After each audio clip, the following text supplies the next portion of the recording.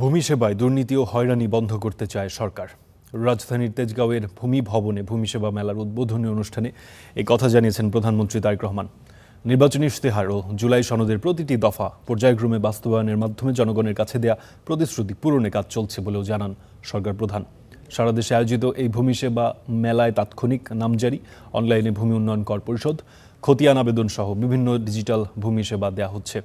অনুষ্ঠানে প্রধানমন্ত্রী তারেক রহমান বলেন, ভূমির পরিকল্পিত ব্যবহার, নির্ভুল রেকর্ড সংরক্ষণ এবং দক্ষ ব্যবস্থাপনা এখন সময়ের অপরিহার্য দাবি।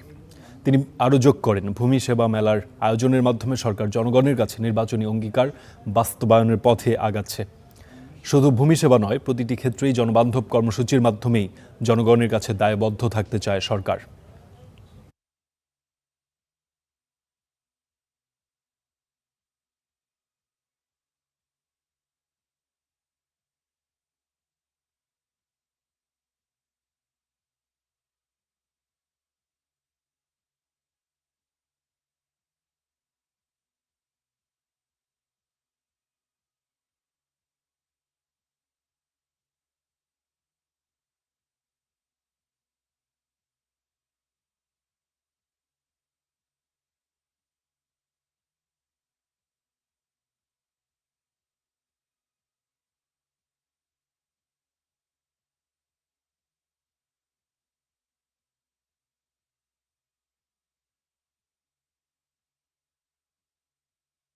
এই জমি ব্যবস্থাপনাকে হয়রানি ও দুর্নীতিমুক্ত করার অঙ্গীকার নিয়ে জনগণের দোরগোড়ায় রাষ্ট্রীয় সেবা পৌঁছে দিতে বর্তমান সরকার কাজ করছে।